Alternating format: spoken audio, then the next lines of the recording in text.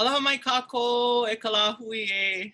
Welcome today to a very exciting discussion. Exciting discussion for me because I have known these women for years now. Some since they were little girls, and now they're full-grown mommies and women and others on here who I've known throughout my time in my own learning about what our subject area is today. Right today. On behalf of the organizers of La Hoʻihoʻi Ea Honolulu, we'd like to bring forward the topic of remembering Haumea, right? And remembering, the reason why I like remembering is remembering not only looking to our own memories, our ancestral memory inside of us, but also remembering, like actually helping our wahine put our bodies back together again, right? At some point in our history, our bodies, as men and women, right, as Kanaka, our bodies were dismembered, right? Parts of it was pulled apart. And now as we regain our own Mauli and our own ea, right, part of it is actually physically putting back our bodies together, right, as a lahui, right? And having these really tough sometimes and very interesting discussions about what we have gone through, right? And what we are presently experiencing and our hopes for the future, right? So our topic today is remembering Haumea, Hoʻihoʻi ke ea o ka Mauli wahine, right? The cycles and evolutions of us. Now, we will not be able to tackle the entirety of Wahinedom, right? Of the world of the Wahine in 1 hour today, right? But what we hope to accomplish today is to start a discussion that many of us have been having in smaller circles, and thanks to initiatives like what happened in 2012 with Ahavahine, and also what has happened before and after that, where women have come together to train themselves and also the next generation of Wahine Hawaii in our cycles and our evolutions, and learning from each other, learning from our ike kūpuna about what it is that makes us, right, healthy, well, and thriving, right, as wahine. And more importantly, how that impacts and how that's affected by, right, our ohana and the men in our lives, right? So this topic for La Hoʻihoʻi Ea is I think it's a first, but loving everything that's happening with La Hoʻihoʻi Ea 2021, right? So there's been a bunch of events that have already happened, and today on to next weekend, right, until July 31st, which is the actual day of La Hoʻihoʻi Ea and the day that we celebrate this national holiday. There'll be more talks, more events. There's a film festival, there's music. We just had a Nahua Ea, last week, and so there's a whole bunch of things that are happening for La Hoʻihoʻi Ea that you and your families, your halau, your communities can gain so much insight into the Mauli world and into, oh yeah, Mauli world, yeah, I wish we had that now. Just sorry, side note, right? Like, as we're doing this on social media, yeah, you got to bring back Mauli world. But if you want more information about La Hoʻihoʻi Ea, please go to lahoʻihoʻiea.org online, and also join there and like their Facebook page, yeah, La Hoʻihoʻi Ea Honolulu. And the reason why I think we have Honolulu on there is because there's national holidays now being celebrated across the Pai'aina, right? From our ohana on Kauai all the way to Hawaii Island, right? There's events that go on within the communities, right, that celebrate this time, and more so the principle of Hoʻihoʻi Ea. Yeah. Okay, so Mihana, stop talking already. Yeah, get into introducing these mano wahine right here, these beautiful women that we have as guests today here. And I'm gonna bring them on one by one and have them introduce themselves and yeah, basically introduce themselves to all of you. Most of them are super well known in their, you know, in their communities, or you might know aspects of them in their community. And hopefully today you will learn more into the insight, into the passion of the kind of work that they've been doing. And work meaning not the kind of work that you know, go and punch in your time card for, but the work that is so important that happens within our ohana, right? Yeah, so without further ado, Kako, that's me. I'm gonna take it in the Brady Bunch order that I see you guys on top of my screen. Yeah, so we'll go up, first up is Cami Kanoa-Wong. Aloha mai, Cami. Aloha mai kako, o Cami Kanoa-Wong ko uinoa noho wau ma waima nalo ai no ho'opulapula. Aloha, my name is Cami, and I currently live in Waimanalo, Homestead, and I'm from Manoa, Oahu. I think I'm super stoked and honored to be here with these other wahine. And my focus, since after adolescence, I've been really interested in like birth. And then I've always, Papahana Moku's always been my jam. I've always loved to learn about her from high school time. And then I think when I learned about like actual birthing and actually where I can have a independent in how I birth and how birth is a form of independence of ku'oko'a, I just kind of immersed myself in, you know, the birth movement, the home birth movement, as a way of, you know, claiming ieve and everything that goes along with birth. I've been very into, and then kind of pairing that with noi'i into Haumea and Papahana Moku and all my favorite awesome akua avaiva, all the awesome akua wahine.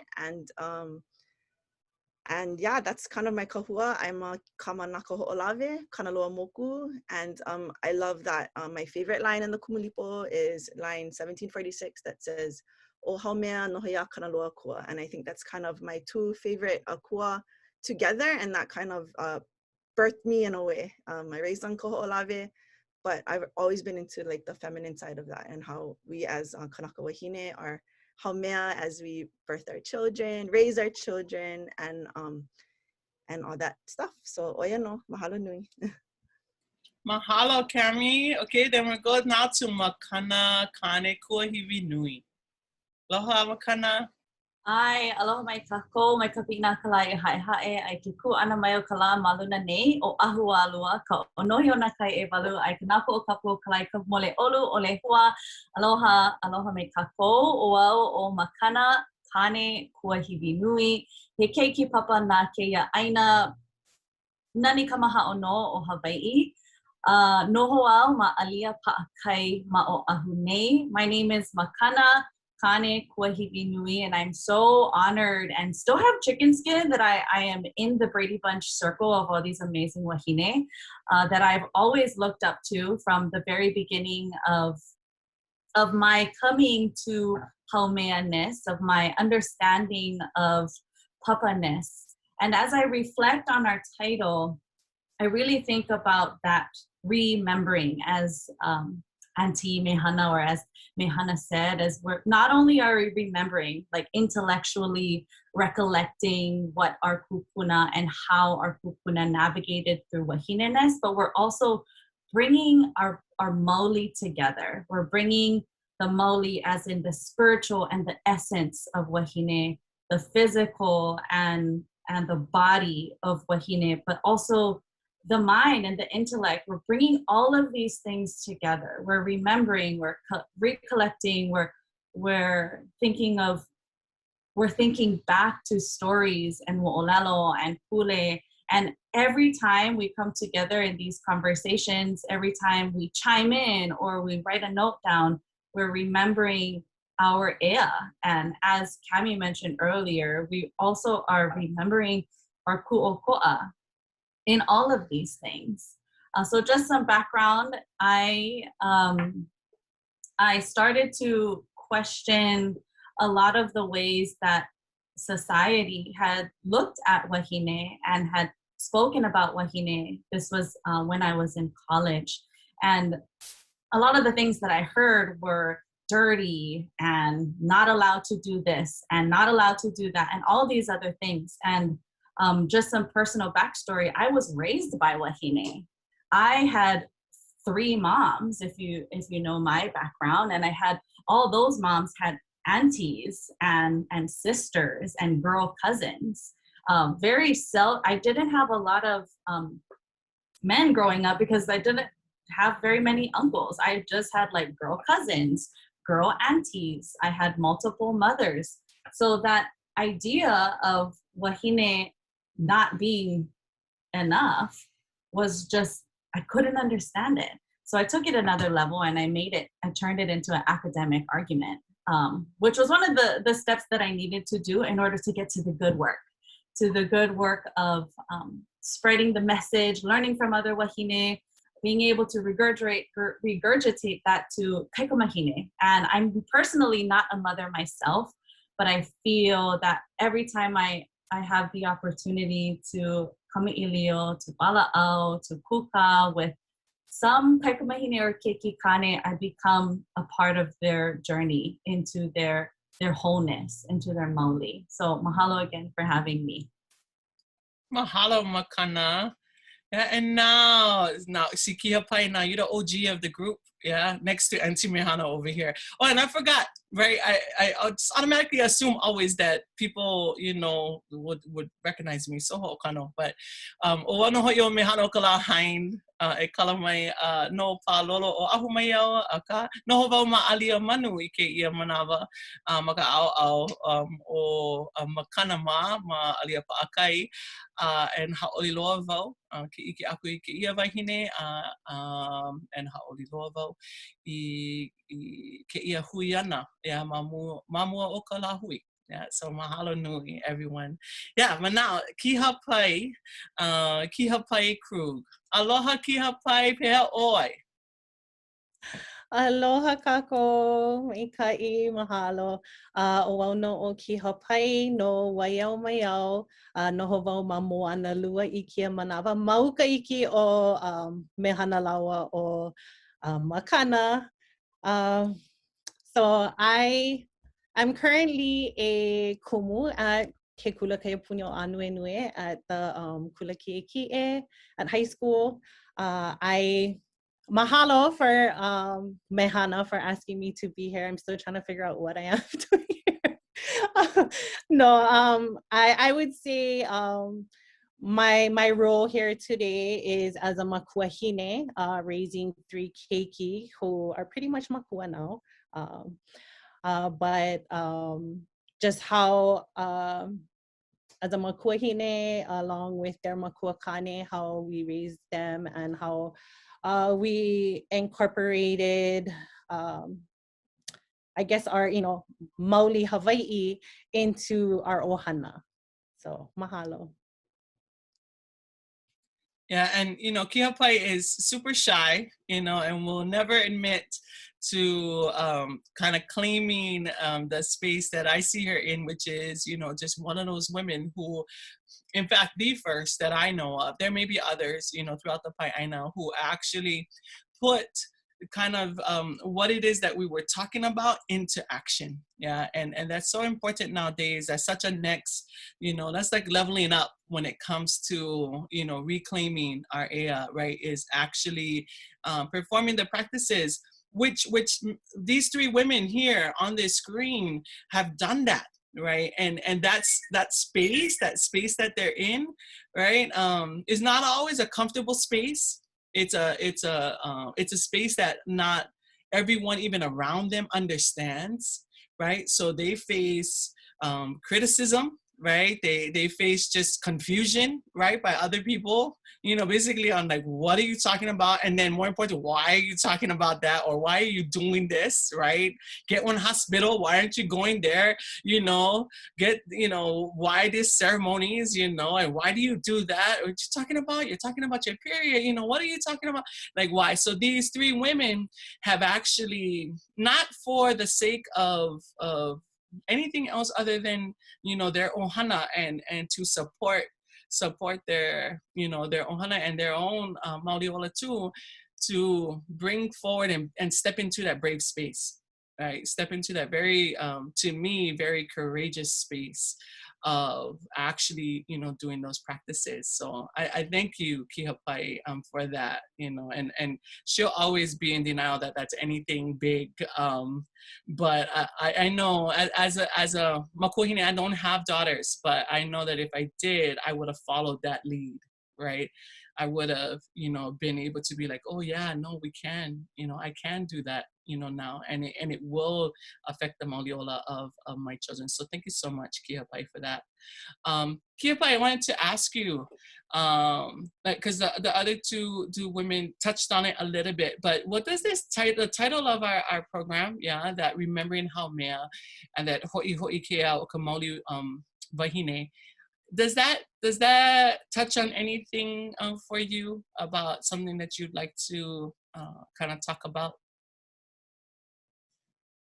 I think, you know, through conversations that we've had before, you know, it's about honoring, of course, for me, my keiki, my kaikamahine, you know, in this context, but also honoring the wahine in our ohana, the wahine that came before us. You know, of course, we're pointing to Haumea, you know, as the kahua, but, you know, it's all of the wahine who came after her and who will be coming after us. So definitely looking at this, you know, to ho'ohanohano our wahine in our ohana, and I think just encouraging other ohana to do the same, however you do it. You know, it's not necessarily doing it in a specific way, but just to remember who we are, looking back at what we are, what we were, what we are, what we will continue to be. You know, that was my I hope that yeah. No. Mahalo for bringing it up, because you talked about two things that are super important. One, the recognition of the wahine around us, right? We've always seen, right? Haumea nui a iwa, right? Haumea kino mano, right? Like all those references reference the Haumea in all of us, but to be able, there was a time period, I would argue, that we've forgotten that kind of kinship that we all have, right? Or that kind of relationship that we all have, right? But to recognize the Haumea in us, right, is to recognize, we would have to then, right, see the Haumeas that have come before us, the Haumeas that still stand amongst us, right, and then nurture the Haumea that are coming up, right, because that is Haumea, right, that collective ness of us is Haumea, right, and then that second part about how it is that the ohana is brought into that kind of understanding. Yeah. I think my next question that I want to ask, right, is Cami, can you kind of expand a little bit on how you know, those birth practices, right, that you talk about, right? And again, there'll be people out here that are listening to this conversation that still yet have no clue what that means, right? What it is that is being reclaimed, you know, in this va. Even though many of our friends have chosen, you know, home births and have over the years evolved that sense of home birth, right? From just like a home birth that's done amongst many communities and cultures and so forth, to home births that now have la'olapa'au that, you know, take them from beginning to after, you know, and then even how that transmits into the child, you know, that's born. But can you just talk about some of the things that you want to bring out, that you want people to know out there about how that is reclaiming that ea, and through those birth practices? Hi, mahalo. When I was hapai with my first keiki, I went down to the Bishop Museum and I started to do noi'i. I've always loved ceremony, appreciated ceremony, participating in makahiki ceremony since the early 2000s on Koho'olave and other parts of the Pai'aina. But I felt that there was ceremony as a part of this whole birth va, but I wasn't sure what that was. And I had heard about ieve, you know, the practice of kanu ieve, and I wanted to learn more about that. And I also want to acknowledge that the Krugs And the nahale'as, you know, really helped to fight. This is before I even had my first hiapo. And I think that was also impactful into kind of like, okay, what is this? And what do I need to do? Because this needs to, you know, I'm not going to waste this this organ that I created. And how do I honor my kūpuna? And also the Mauli of my keiki that I'm going to hana, right? How do I honor that? So one of the things that I did was I went to the Bishop Museum and I started researching, and I heard, I listened to Lipine Manaleo, and this is, my olalo was very, very rudimentary at the time, but I did what I could. I wrote what I could pick up, and I knew that this is something that I wanted to do. Now for me, when I heard about there was an option that I could birth at home, and at the time it's predominantly white people that I knew that were doing it, right? But I heard that it was an option. And to me, that just totally resonated in my na'au, that that's what I'm gonna do. And so I looked for midwives. There's no Hawaiian midwives at the time that I could find on Oahu. And I found a couple of midwives that were willing to help me. But as I had my first keiki at home, you know, I had my mother talking to all the Native Hawaiian doctors. You know, every party we went to, my mom would introduce me to another Native Hawaiian doctor because this is her realm, right? Like, oh, talk to my daughter. She's trying to, you know, give birth at home. And I was like, oh, you know, I appreciate the haukapila. It's awesome, but that's not my mo'olalo. I'm young and I'm healthy, and I know that I'm gonna hana at home. And to me, just like you said, just to push past that uncomfortable, just to, you know, do it, go through it, have my keiki at home, and then to be able to tell the mo'olalo. I'm happy to have been able to inspire many births around me, where many wahine Hawaii, if they're able to, and if they choose to, have birthed at home, you know, with kako, like, yeah, you can do it too. It's awesome. But I think the most important part of that, being ku'okoa, is that we have the choice, right? We brought, you know, Queen Emma and King Kamehameha, they built a beautiful hospital. Queen Kapi'olani, they have a beautiful hospital if we need it. But my sense of being of ku'okoa is that I can choose that. I don't need it. You know, I can birth at home. This is my ea. When I birthed my first keiki, my husband was chanting. Maybe I wasn't too into it at the moment, but that was a sense of bringing who we are as Hawaii into that birth room, right? We had my mother there, my grandmother who flew all the way from Pi'ihonua. She was in the garage upstairs, my auntie from my dad's side. You know, just having the ohana around, the wahine ohana around was so important, even though they weren't right in my face, you know. And I know that, actually I don't know, but I've seen hospital situations where they're around. But to me, just to feel that support really close, I think was all the difference, all that I wanted. And so sorry, wahine kind things. And I'm so stoked that I made that choice, and I've been able to not ha'iola, but just talk one-on-one. You know, when people pass my number to people, and I just talk to them about, like, hey, you have all these options, you can do it.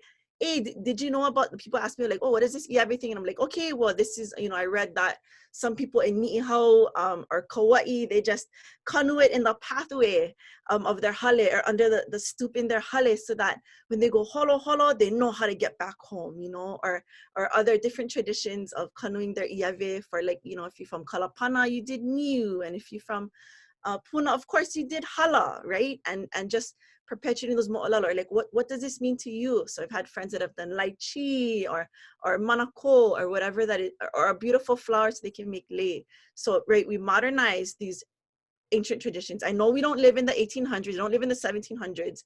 So how do we take the ike that we've been able to noi and hear mo'olalos from our ohana and make it contemporary, modernize that? Yeah, this is how we live as Kanaka Hawaii today. You know what? I want to go off on that, because one of the things that does happen is anytime we talk about these things, right, people automatically assume we want to regress, right? That there's some element of us that is trying to claim a romanticized past, right? But that's not true. That's not what we're doing here.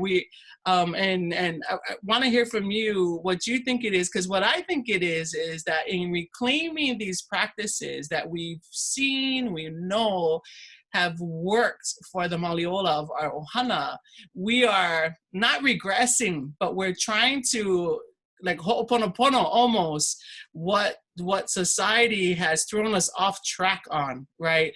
Like we had a clear path towards, you know, Mauliola that we set ourselves up, right? And whether it was the chanting that's so important that happens during, you know, the birth process and the creation of that and the carry on, or the practice of Malama de Ieve after, or the fact that there's all these women around, we understood, right, through experience and research, right, and both, right, that we have evidence that that was healthy for our ohana, right? That was a healthy option even today for our ohana, right? And you guys are now all taking data, right, on all your folks' experience coming in.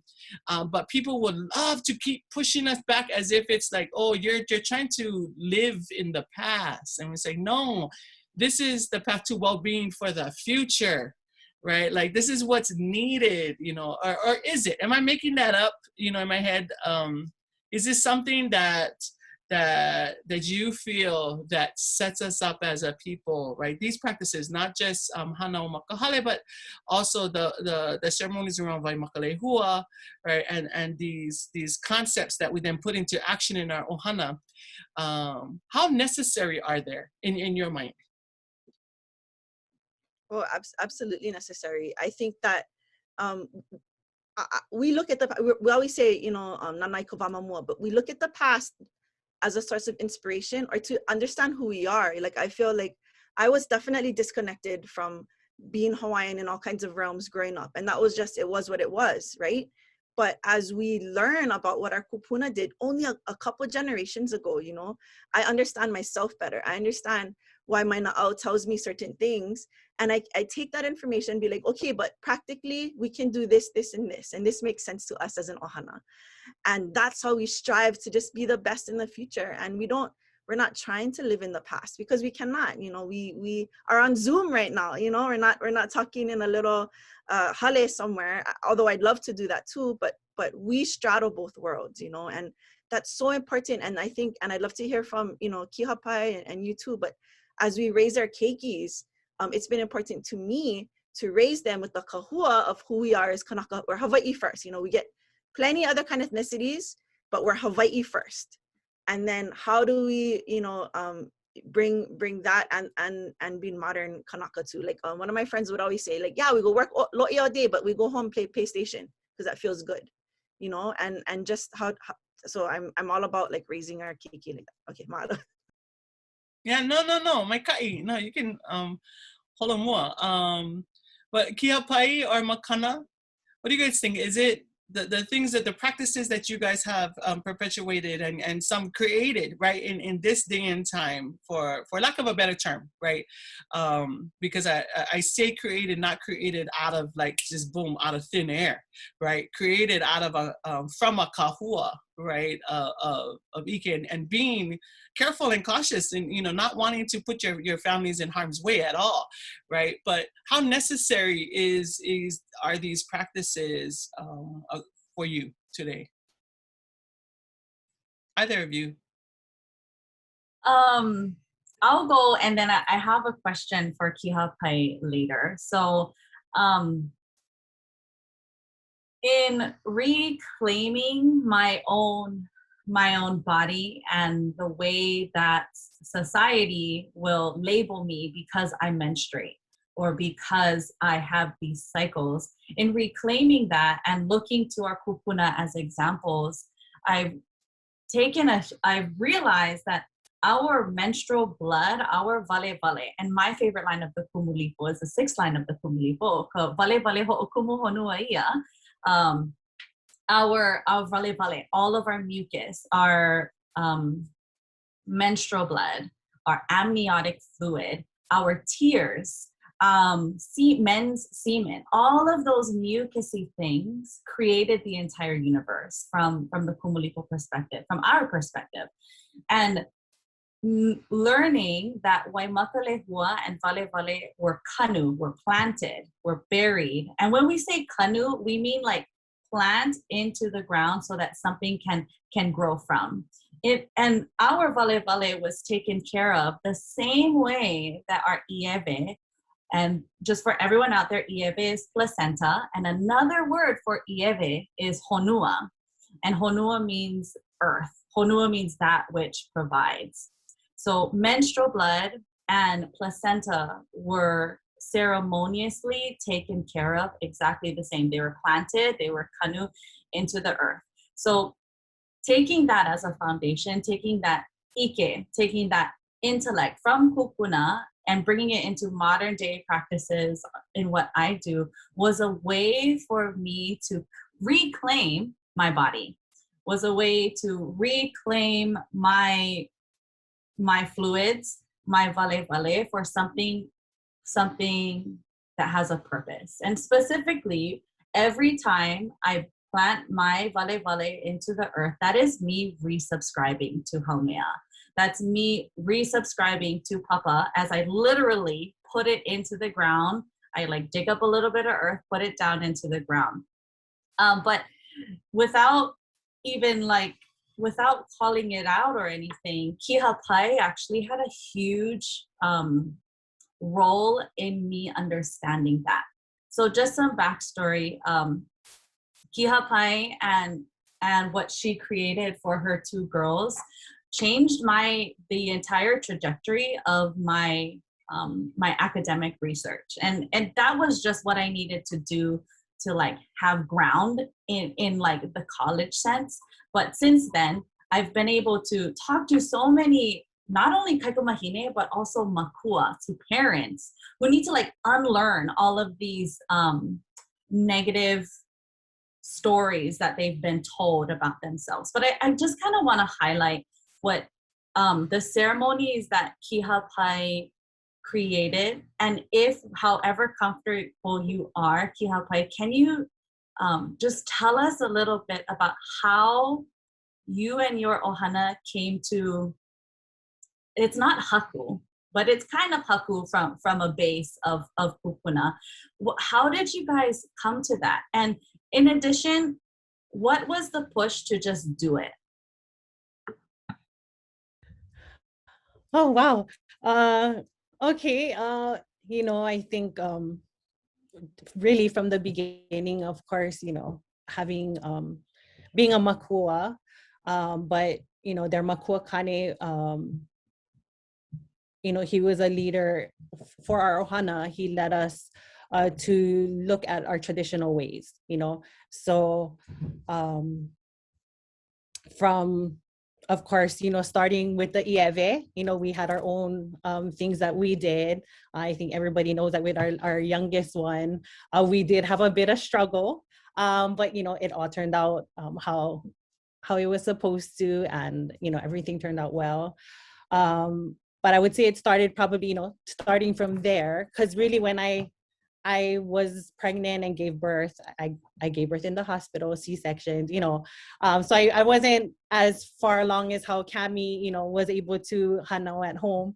But, we did what we could with our Ieve, and so starting from there, and then, with kaikomahine, 2 kaikomahine and a keiki kane, I think we saw that, for keiki kane, ka'imua was kind of a more known type of ceremony, that was talked about. And it was kind of like, okay, if the keiki kane had something, us as wahine, or kaikomahine, who, are born to hanao, and, we have all of this, we're a couple, there has to be something that our kaikomahine have to go through when they become wahine, because the kane had something when he became a kane, right? The keiki kane, becoming a kane. So I would say, through amongst everything else, our girls, were raised with the intention that when they become wahine,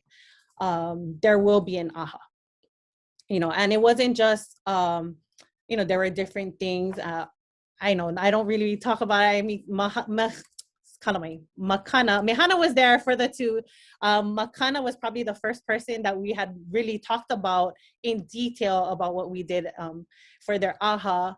And in small groups, I will share some things with people. But for the most part, one of the key things was definitely, we will have an aha. Of course, for me as a makuahine, it fell on me. That was a lot of kuleana that I had. And I was really nervous about it. I'm still nervous as a makua. But, you know, so for me, it was like, oh my gosh, what am I going to do? What, you know, and of course you can't time when it's going to happen, right? It just happens when it happens. So it's not like you could do all this planning. I mean, you can to a sense, but really you don't know when it's going to happen. So you kind of want to do the best you can to prepare for that time. But, you know, in raising the girls, they knew that, okay, when that time came, they would have the aha. For us, that's when we had cut their hair.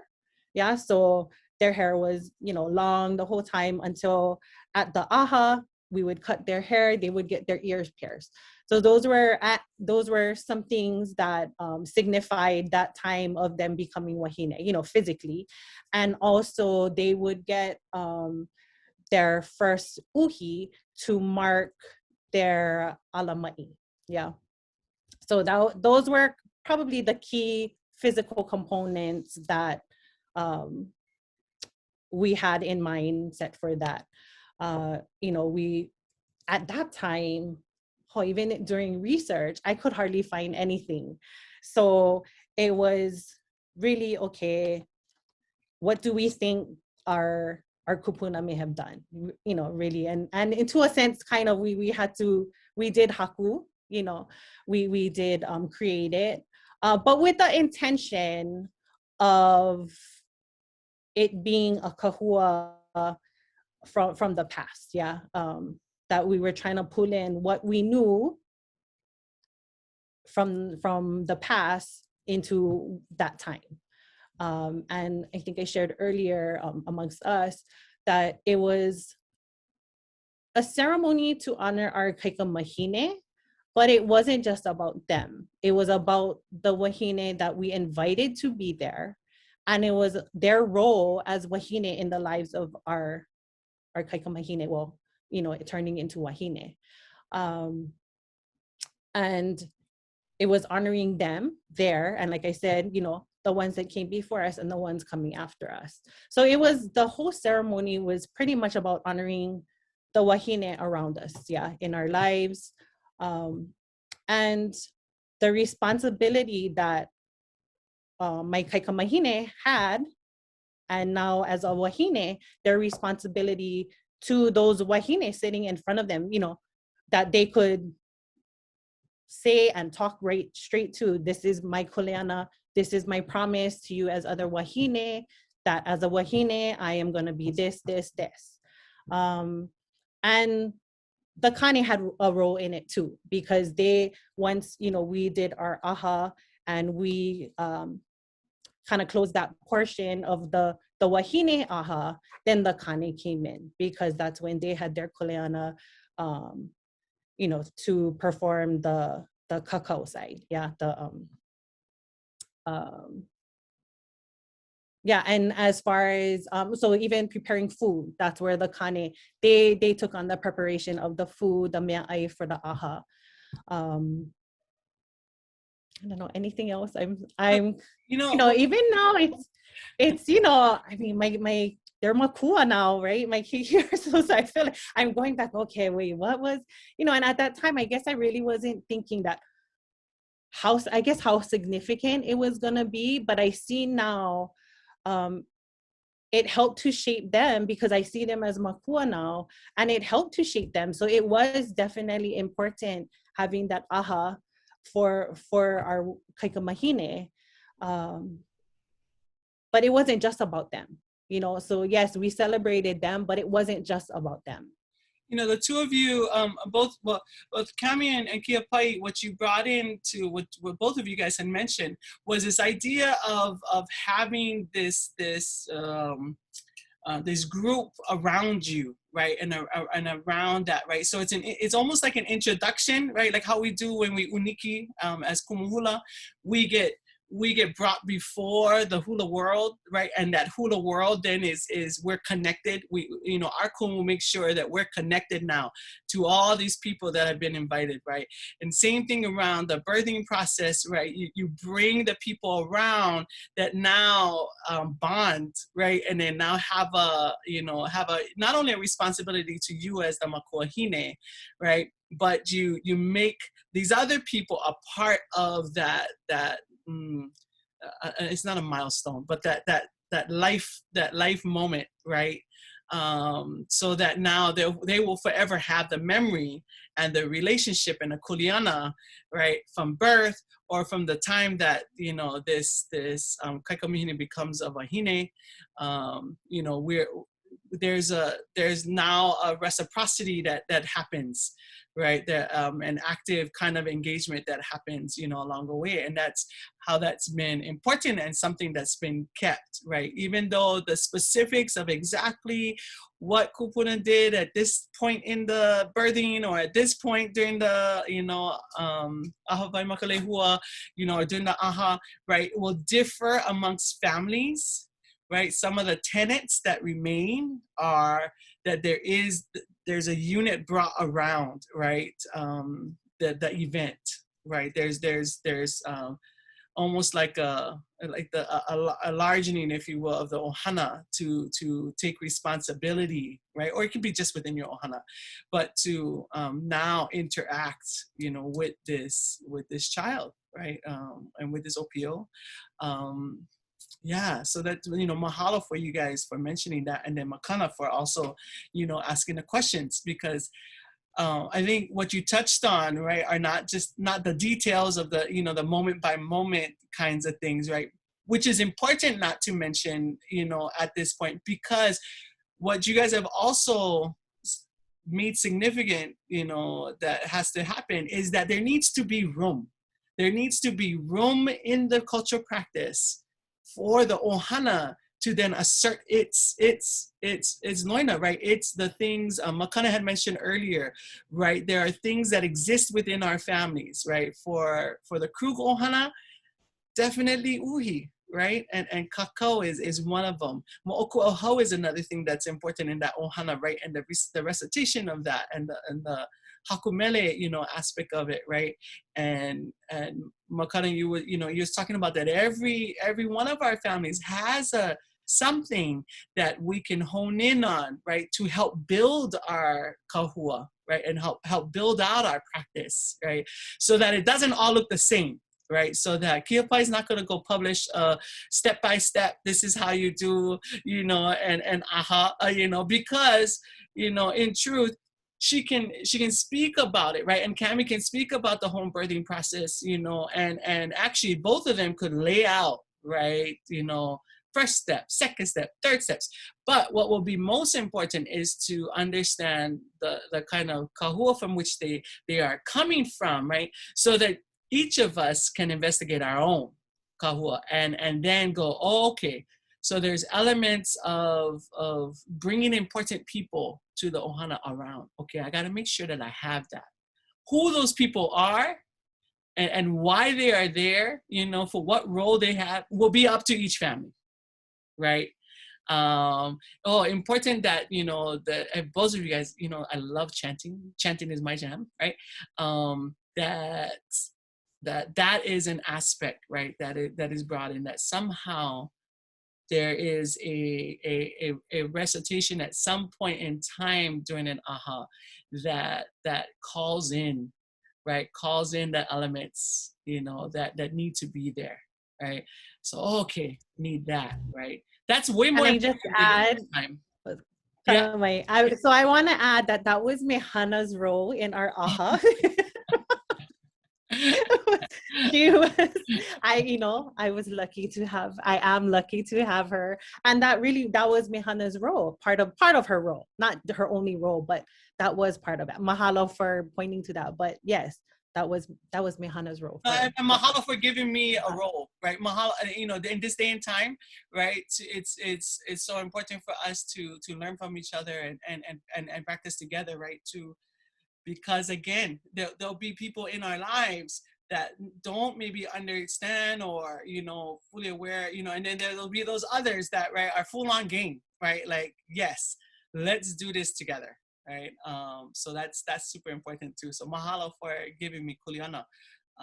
That's always a good thing in nowadays, yeah. But Makana, and you touched on practice too, right? About the practice you actually shared, you know, just a little while ago. Those kind of elements of what it is that you do, right? Expand it a bit on why that's so important, right? Taking those steps that you have taken to malama, right? Like you made the connection, like, no, this is honua, and it, you know, goes back into the honua. This is also part of that process, that papahana moku kind of process, that Haumea process, and this is why this goes back, you know, into the honua like this, because really one of the statements that you've made before when I've heard you speak, Makana, which like really shook me, was something so simple, right? You was like, yep, we can. And so boys, get ready, right? Boys who are listening to this, because this is when you guys start getting squeamish, right? Is, yeah, you know, we're going to use pads and tampons and stuff like that. And then it's going to end up in some landfill somewhere, right? And is that where, you know, is that what we want, right? And again, no judgment, right, for all you women who are out there right now. This is not a judgment panel here, right? We're not going to be like, oh, you still use pads, you know, like, okay, you know, you're a heva, you know, no, we're not going to do that. Or, oh, you don't have your EFA, oh yeah, that's heva, you know. No judgment here, right? Don't misquote me either, right? But you know, one of the things that you said, and that shook me, because I never thought about it that way before, right? And for some of us who think that we are enlightened, right, and we are empowered to do that, I was just like, oh yeah, you know, you're right. You know, we're taught not even to put our hair and leave it all around, right? Because somebody might get it, or, you know, the rats might nibble at it, you know. So we malama that, but something so inherently part of our Mauliola, you know, we're willing to kind of, for years, right, for a period of possibly 40 years, right, keep up the practice of just tossing it, you know, away. So Makana, what was that like for you in shifting that practice, you know, and or why is that significant? Or take the question wherever you want it to go, because I know I'm going on, I'm asking like 100 questions all at one time. No, you're not the only person, and I know exactly the moment you and I were on Mauna Kea, and I think verbatim I said, your waimakalehua is your mana. That's your mana. And you're not just gonna throw your mana away somewhere at Kahala Mall because it was convenient. So in learning that our menstrual blood is literally our mana, that is what has been gifted to us, so that we may be blessed with keiki in the future to feed them and to nourish them and to move forward. So our waimakalehua is absolutely our mana, and it is our kuleana to take care of it. So from this moment on, you're going to be aware of where you dispose of that mana. If that is disposed into the trash or into a landfill, or, you know, wherever it may go, that is still an extension of your mana. And I have since chosen to kanuho that mana back into papa, because there are so many life-giving properties to those decaying parts of our body. And the third volume of Nanae Ke Kumu talks about it. I won't spoil it. Go ahead and read it. Just look into the back by Makalehua or menstruation, and you'll read the paragraph that I'm talking about. But it really, it was like a, as soon as I learned that and I realized it, I thought, wow, that's so profound. And then I thought, oh, that's so basic. Like, that is such basic life. Same thing with our hair. We don't just dispose our hair any kind place. With our nails, we don't just dispose our nails any kind. Our teeth, or when our keiki lose their teeth, it doesn't just go any kind. We malama those things. Same with our piko, the small little crusty black parts after it just falls off. We malama those things. And it's the same mana that when we're talking about with our waimakalehua. And as I slowly began to understand or to put those practices in for myself, all these other things opened up. As far as, okay, so our kūpuna also had some sort of cleansing. There was a hi'uwai, or there was a kapukai at the end of our monthly cycle to let go of that kapu, because we are absolutely kapu while we're menstruating, because it's obvious our body is going through something.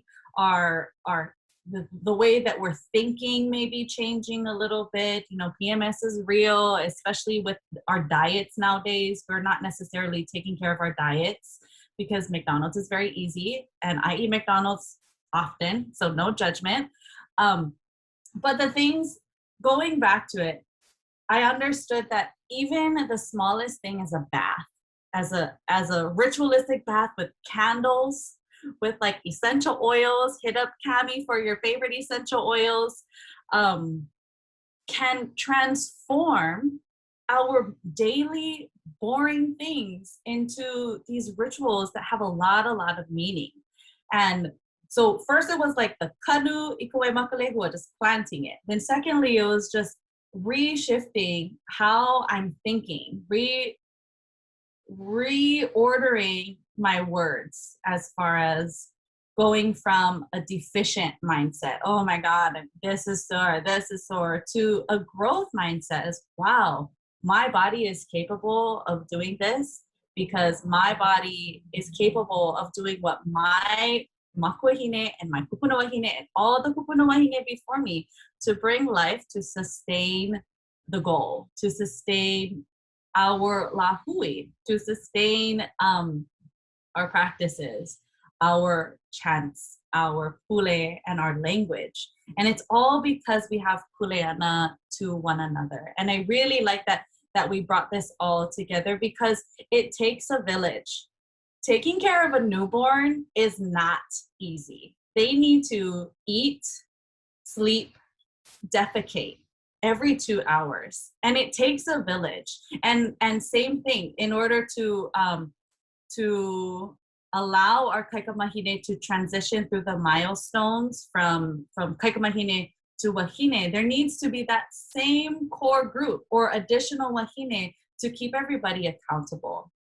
And then even when we transition into the halepea, into these monthly meetings, or these, however we want to explain it in English, when we menstruate together once a month or however many times a year, we're resubscribing to that kinship.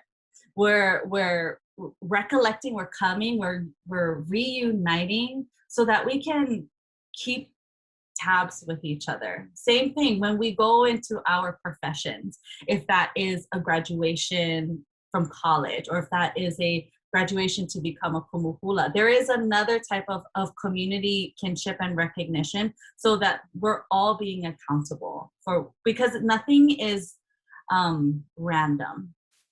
Everything is organized in its natural ways. So mahalo for letting me share, and I can talk on and on about monthly rituals.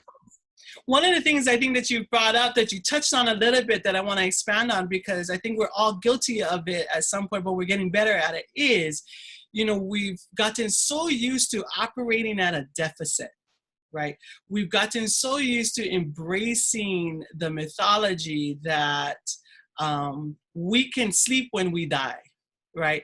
That we the lahui needs us, we got to keep working, we got to keep doing, we cannot take the time out, right? The respite that our body is pushing for, right? Our body is pushing for different things just naturally, the way it's cued, and we haven't gotten really good yet about creating that space and time that we need, right? That halepe'a. That's why I think the halepe'a was so important, right? And I'm like, really want a she shed, right? I want the halepe'a back. I want somewhere that has my own bathroom, my own room, right? That has enough room to invite the girls over into it.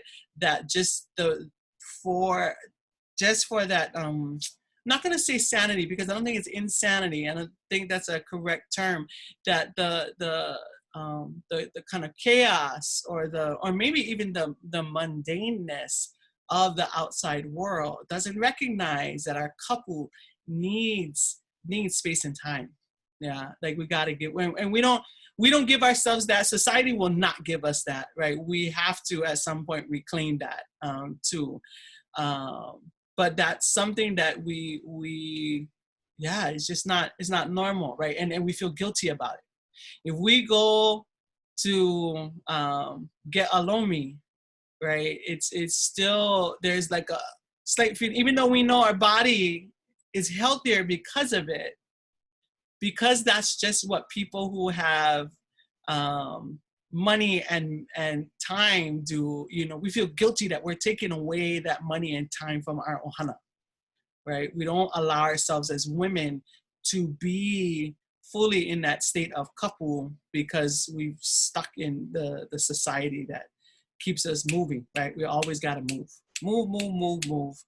Don't take the 5 minutes. If you take the 5 minutes, you're taking it away from your family, from your job, you know, so don't do it, right? Just keep moving, right? And I think that's one frontier when we start getting everything else figured out, that we really got to go and insist on, right? Somehow like insist on that time and space, you know, for us, right? To do that. Or is it just me? I don't know. No, I absolutely agree. Rest is so necessary for our Mauliola. It's so necessary for our well-being. And we saw this during COVID.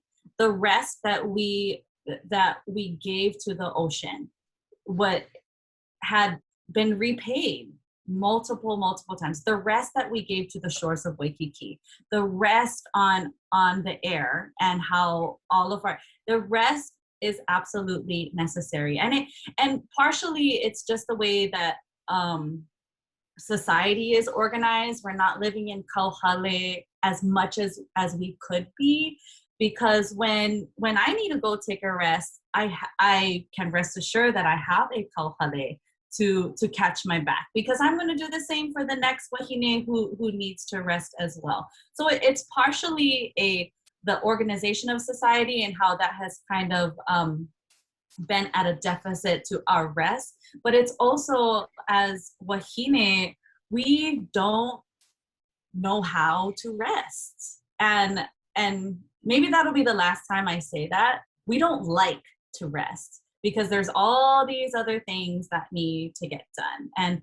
And for me, I just don't trust other people to do the and that's on me. I have trust issues. I'm like, I don't know, I'm a micromanager in a sense but I also personally need to trust others to get the things done. And therefore it's this whole thing. I also have a hard time asking for help. I have a very hard time asking for help. But if I could move into that kauhale mindset, or into that umeke mindset, to call on others when I need, so that others can call on to me when they need, the whole circle we're talking about, the circle of wahine during hanau, the circle of wahine during aha kahemua, the circle of wahine that we need to, in order to just sustain us, will be easier to call on. So yes, our kūpuna had the halepe'a system on lock.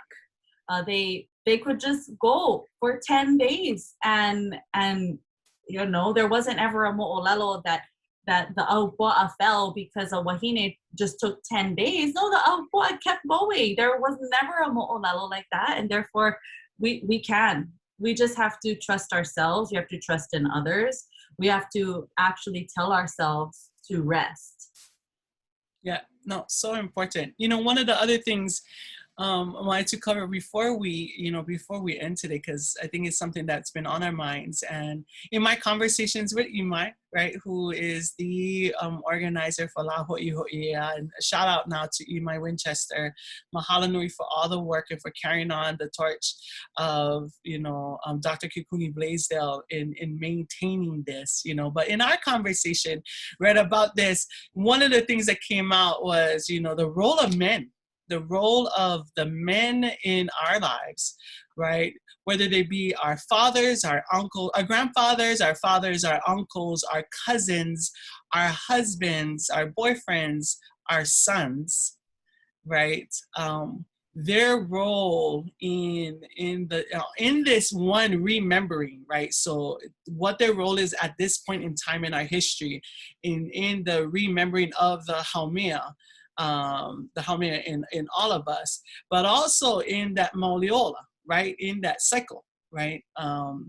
What is and how, right? So that was one of the questions, right? Is if it's significant, then how? How is it that we should expect their participation? And you all are around men who have been, alongside you, kind of actively participating in what it is that you guys have been doing, whether it was birthing or whether it was an aha for the Wahine, right? And Makana, your Kane also, like in knowing that, yep, I remember you always tell a story about your little purse, right? That he knows, right? When he sees that little purse, right?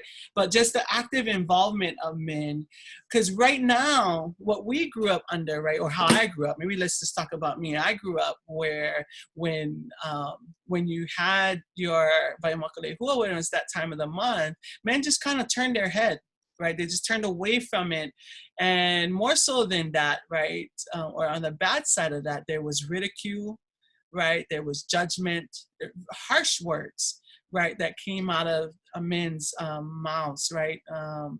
I remember cousins not knowing any better, and my cousins love me, but just not knowing any better, would say stuff like, oh, look at that, you're getting blood all over, or clean yourself up, and that kind of term, like it was very rough around the edges, right? And I lived in a multi-generational home when I was growing up in Palolo, and again, I don't think they meant to be harsh. It just that it was framed one, right, with that word ma'i, right, that it was seen not as necessarily coming from your ma'i, right, or from that area, but that you were sick, you're somehow not well. That was a sign of being not well, right?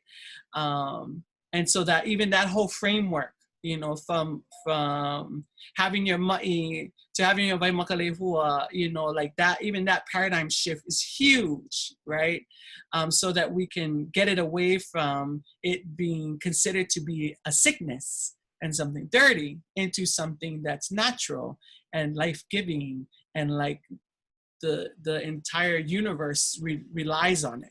Right, like the human world relies on this cycle that happens every month in order for it to survive, right? So what is the role of men, and how is it that they interact with this? So I think each of you, whoever can talk to us, but I want each of you to try and touch on this. Who wants to go first? I'll go first. I think that your use of the word men versus boys is not by accident. I think our Kane, they get such a bad rap for many things, but partially it's like the traumas that have been privy to Kane through through generations or through specific life experiences, there are so many traumas that they have experienced that not only do we have to teach them the ways of wahine, but we have to also unteach. Whereas with boys, with keiki kane, our role as wahine is to lead by example and to lead with a loving heart, with open conversations, so that there's no healing that we have to do in the future. And Kihapai can talk about this a little later, but something that I noticed in her ohana is that by her example and the example of her hiapo, of her firstborn child, who was a girl, their keiki kane grew up with so much understanding because of the example that was led through experience. So with older kane, there are many healing points that need to happen so that the conversation of waimakalehua and of honoring that time as a sacred time, there's a lot of healing. But for boys specifically, it's just lead by example. And when we can, because there are generational boundaries, make corrections. If you feel that someone said something that was mean or hurtful, correct them. Because you never know, you never know if that was a misspeaking because they just don't know, or if it's because they were actually being malicious. Most times they just didn't know. So use every opportunity as a learning opportunity. Okay, I guess I'll come in. Mahalo, Makana. For us, the kane did have an important role. They do. And I'm gonna just point to that particular time, especially between when the Kaika Mahine had their first until the second one. That was when that time where we did this practice for the aha and things like that, preparing for the aha. And so we have one keiki kane and one keiki kane. So after his father, he is the kane of the ohana. And in that time period, he did have an important role. He was to malama his sisters, and to help, whether it was to prepare the mea'ai for them. He took on kuleana within that time, marking that, that first vaimakalehua.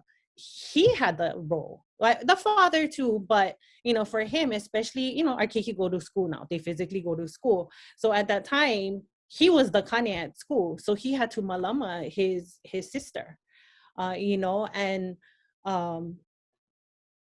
he did play an important role. And I believe, I can see him as a kane now, that he holds that responsibility with him. I think, people who know him, you see, and he's proud of it. He's proud of it. But even just preparing the mea'ai, all of those things, all that practicing, conducting aha. Of course, that particular aha was for me to do, but normally in our ohana, that's where the kane come in. Yeah, the kane are the ones who are doing the aha, preparing the mea'ai for the aha. And of course, in that particular time, they have their kuleana kakao for our ohana, right? So they have a lot of kuleana. And I think even seeing the difference, I mean, for me, my father, my brother, I have one brother, that wasn't really a thing, at that time. It was just kind of like, oh, you're on your own. But, seeing that the kane took part in that, and it was a thing, like, oh my gosh, she got her first, that kahimua, it was a thing in our ohana, like, it was like in the hale, it was, oh my gosh. And it's also a thing where, we have our moments, every month, not necessarily every month, but there are times, it's like, oh, harvai makalehua. It's kind of like, oh, okay. Like, you notice when, we say we get emotional as wahine, but then it's like, oh, okay, that's why. But, it's kind of like, oh, it's okay. It's nothing big, you kind of like, yuhui kala, right? And I think, yeah, you brought up about, yeah, sometimes things aren't said intentionally, you know, things come out, but it's remembering that, you know, we mihi and, you know, we hui kala, and it's okay, you know, things evolve. You know, I know this isn't specifically to what we're talking about right now, but, you know, just seeing even within the aha from the two kaikamahine, there was a evolution in that. And I can see that even after those two, now, you know, none of them have keiki, but they're already talking, okay, when we have our kaikamahine and they go through this is what we're going to do now. You know, and you know, it's always going to evolve, and it's being open to that evolution, because we are constantly learning. And it's okay, you know, it doesn't have to be set in stone, like, okay, this is how we're gonna do it. You know, something else comes up and we learn something, and okay, what we can incorporate that into this, whatever aha or whatever it is that you have. And even, you know, Makana talking about how she malamas her, you know, every month. We didn't necessarily do that with our kaikomahine, I'm gonna be honest. And especially, you know, my kaikomahine tried different things, and maybe not necessarily because of sports, but it didn't work. You know what I mean? But I just want to share that it's just the intention that, so what we raised them was always, with anything that you have, like how we say with our lawoho, whatever, you know, sometimes things slip away by accident, but you pull it. Yeah, we always pull it. So it's, you know, we know that there's blood on it, but, you know, you pull it just to maintain your mana, right, within you, that it's connected to you, it's yours, and you pull it to let it go. So that's just something that because of course in certain times we can't necessarily malama it. It's harder. I shouldn't say we can't, but it is harder too. So sometimes we do things to accommodate it, but I think with the intention of pule, you know, it's okay for me anyway, personally. But I kind of went off on a... No. Oh my God, mahalo for that. Cami, what is your thoughts about that and the role of men? And because you have, you know, your son too, you know, growing up with the girls, you know, and men around you, and already talked about how Laiana was, you know, at the birth, but. I think it's really interesting. Like, I noticed that my kane, and I know one of my cousins, they're the kiloers of the, like, of my va.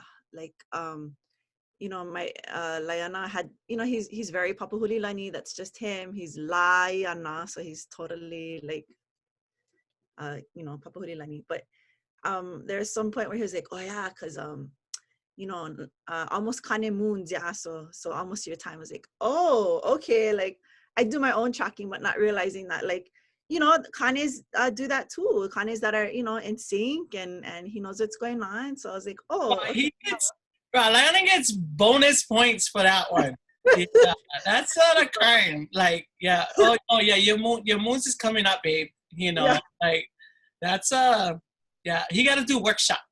Yeah, so I was even kind of shocked, like, oh, okay. And then I got kind of in, like, so for like a couple years or so, I was like, oh, so what when you think ko uva, and then he would like tell me like, oh, not this week but next week. So, you know, that's something that's all from learning, because I think, like, you know, we are totally that generation, like Makana was talking about, that, like, you know, for Kane, he grew up in a household of 3 men and only his mom, you know, so that's a totally different, he didn't have that. I don't know if she really talked about that. It happened, I knew they were aware of it, but I don't know if that was really talked about, because they didn't have to deal with it for a new generation, you know. And our first kiki, our hiapo, was a kaikomahine, so I had to prep him on a lot of things. And, like, sorry, just, you know, maybe tangent, but also, like, how to wipe, right? He grew up in a household of 3 boys. Like, I had to teach my husband, oh, girls, you know, you gotta go front to back, because it's a real, you know, you don't wanna mess that up, right? So it's just a lot of unlearning and then relearning, and I think that's totally fine. And I've noticed, just for me and my kane, as we've progressed through, you know, we've had 4 births together.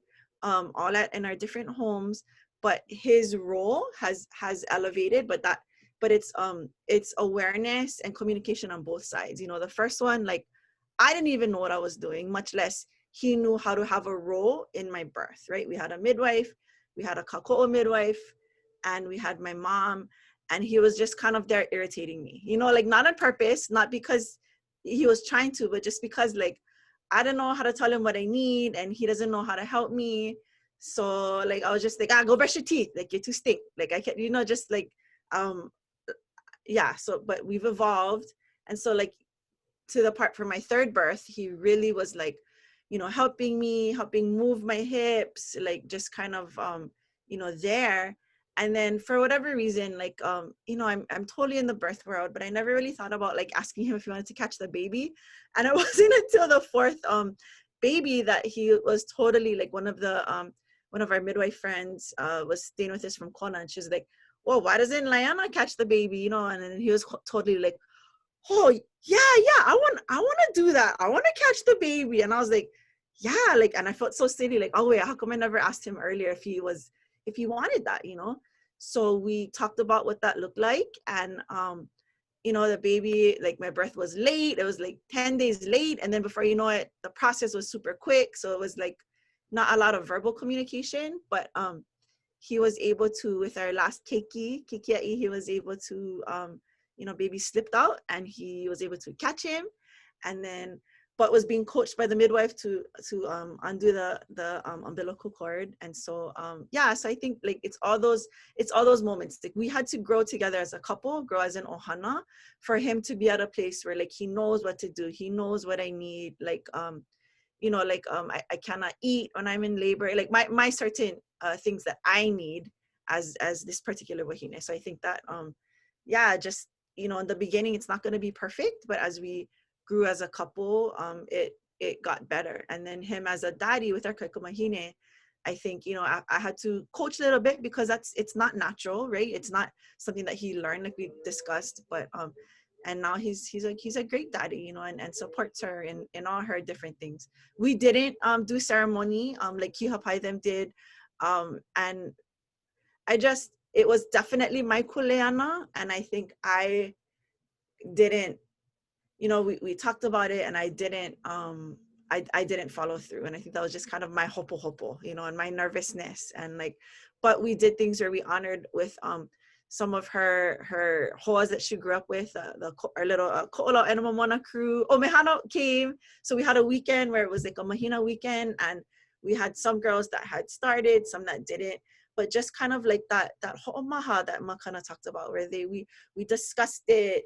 What does it mean for you, but what does it mean for you as a kanaka, and what does it mean spiritually? Yeah, and I thought it was really important for Mehana to be there. Makana was also there that weekend, and although we didn't do our own ohana ceremony, having that kind of ho'omaha weekend, halepe'a in and of itself, with her hoas that, you know, they've known each other from since we were all hapai, that it was really important to have that. And they refer to that sometimes, like, oh yeah, we talked about this with Anake Makana, Anake Mehana, you know, they'll touch upon little moments that they've absorbed that I know that it doesn't all hit them at once, but throughout the years they'll be able to go back to that weekend and talk about it, and they do.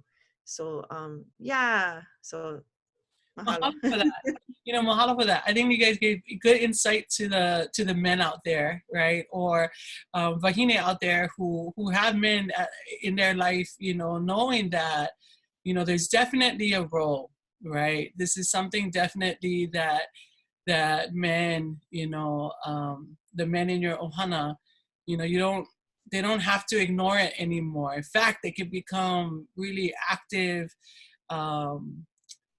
players in the well-being of everyone. Yeah, and kind of come full circle, so that the well-being of their daughters, you know, their wahine, you know, their mothers, their sisters, and so forth, become part of their kuleana, their frame of reference.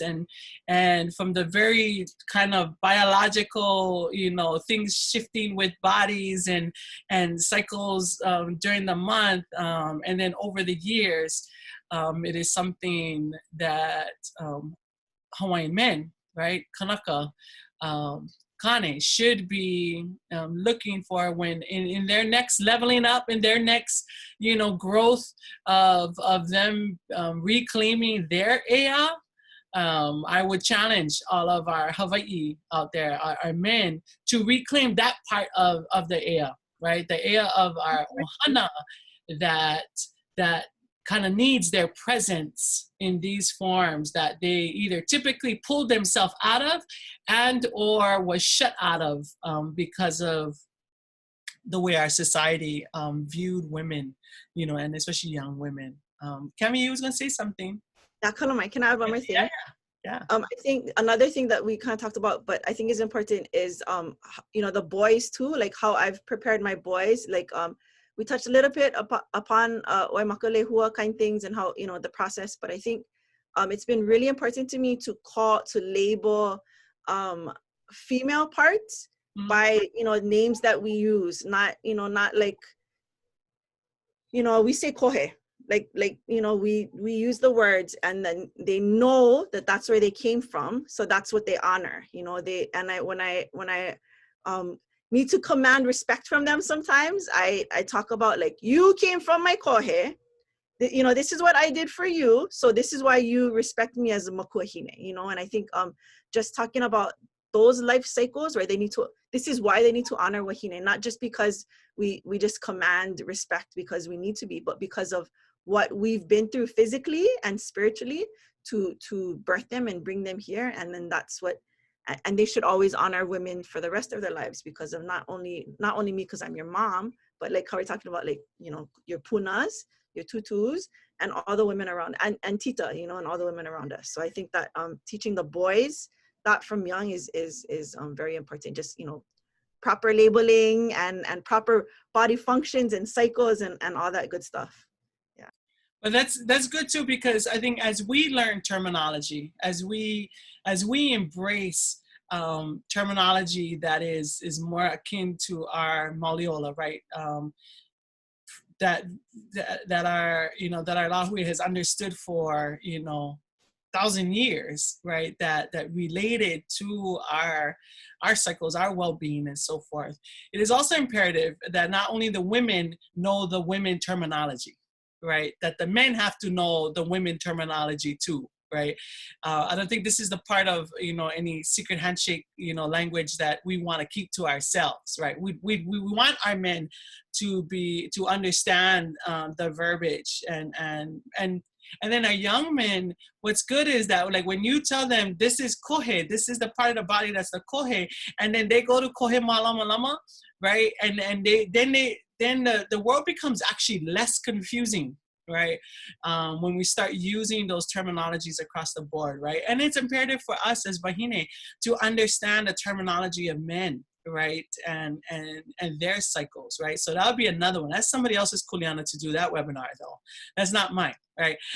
So one of the men from Ahakane, probably, I don't know, Kavika Tengan, you go do that talk, or you might. Yeah, but it is important for us to all learn those languages, use those languages, because then that informs our practice. When we know how to call it out, then we know how to do it, right? Or if we're doing it, and then we can learn the terminology so we can perpetuate it, right? It follows each other. So thank you for bringing that part up. Na Haumea, Mahalo nui. I think we've come to that time in our program where we've, come about to the hour. And, but just before we end, I wanted to give another shout out to Imai Winchester and his whole crew of people who are putting on, month-long events that takes a whole year of planning. And I so look forward to all the exciting stuff's coming in the future for this national celebration, La Hoʻihoʻi Ea, because he's always talking about, okay, let's do this part next year, let's do that next year. So mahalo nui Imai for all that energy you're putting into this, and for actually being a spark to inspire this panel and all the other great education moments that have happened this week. And I'd like to thank each of you, and I'm going to let all of you actually close out with a final thought here. But mahalo to you, Cami, for being that young wahine. I remember you coming, like, geez, it might have been years ago, you know, I just going, you know, Anake. First, I got to get over people calling me Anake, but, you know, I'll get over that.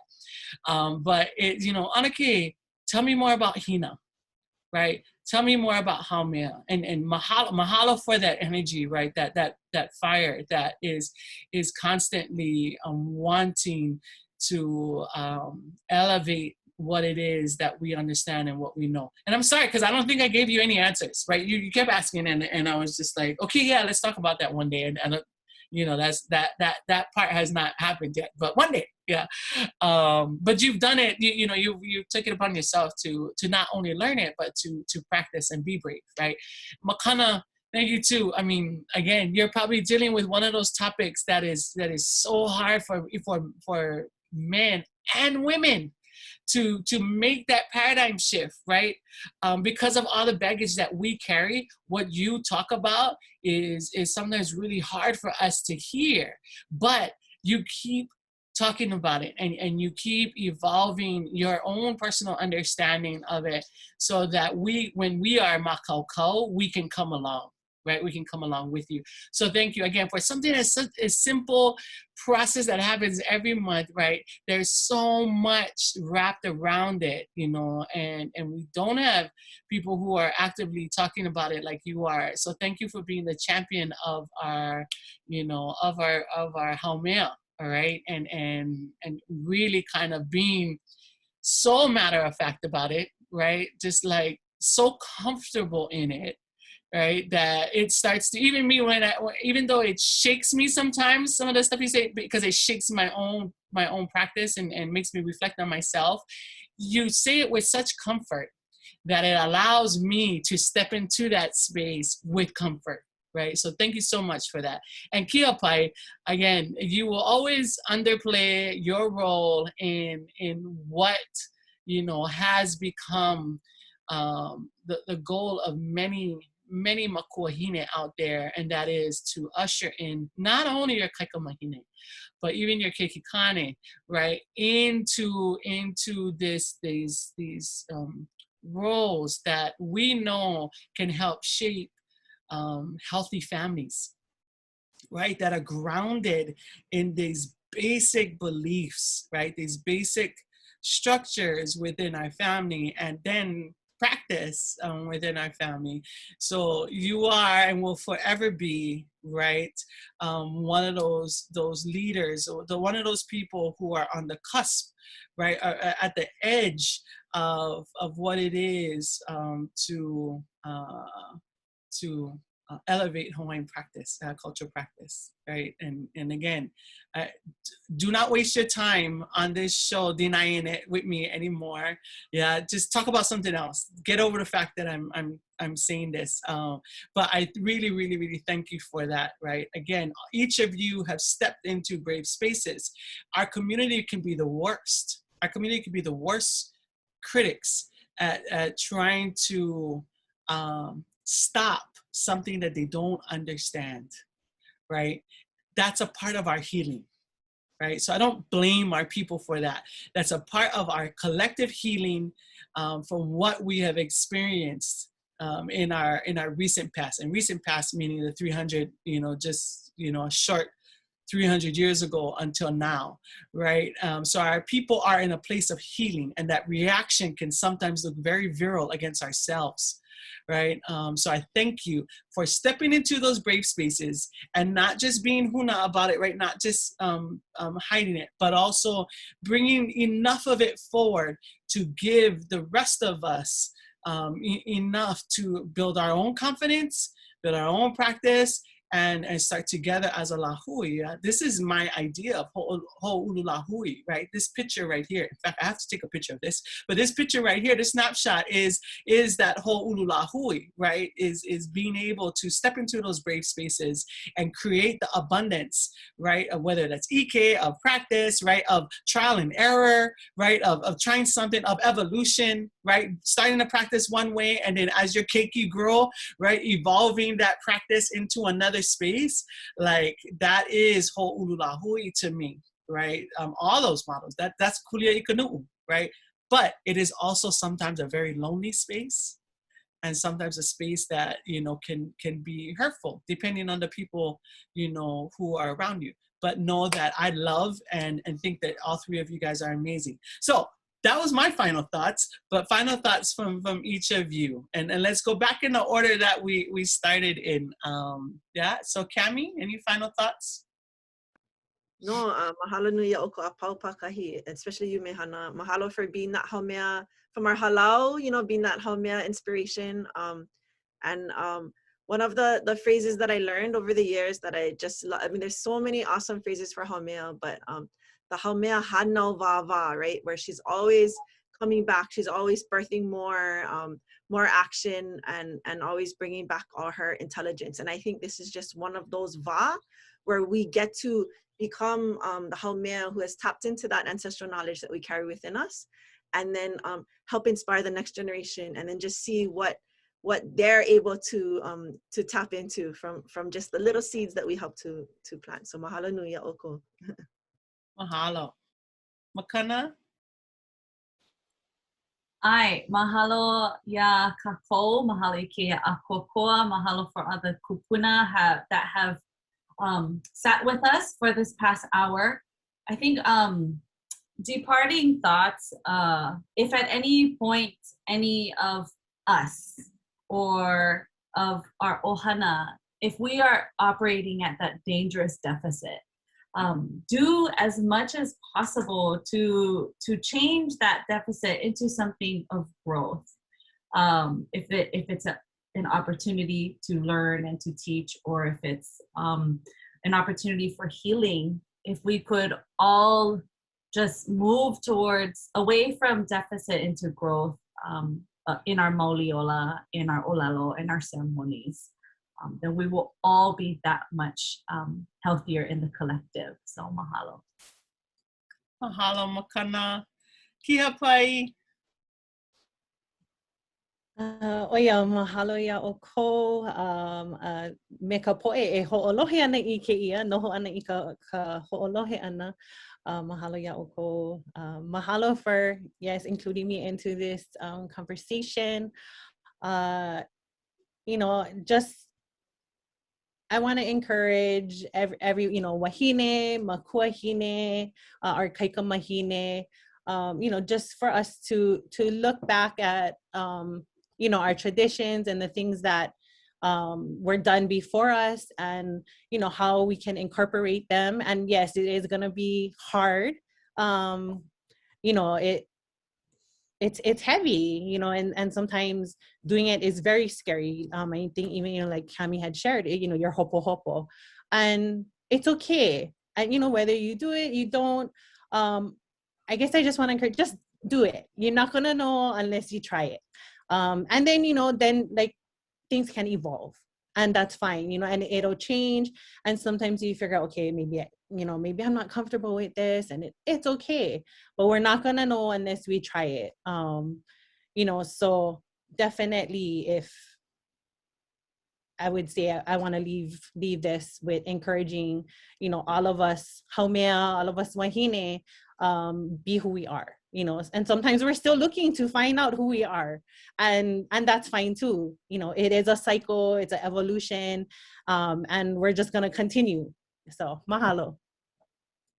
Well, mahalo nui, everyone. And like our guest had said, thank you, all of you who are out there watching this program right now. Again, please check out La Hoʻihoʻi Ea Honolulu's Facebook page for more information and more talks that were put on in celebration of La Hoʻihoʻi Ea 2021. And also, I do believe there'll be in-person, I think they're going to raise the flag at Thomas Square on July 31st. So check out lahoʻihoʻiea.org for more information on the calendar of events and the timing of things happening. And we hope to see you out there. And like all of these guests have said, go and reclaim your ea. Right, and help us, and let's help each other do that as a lahui. Ahui ho kako malamo pono.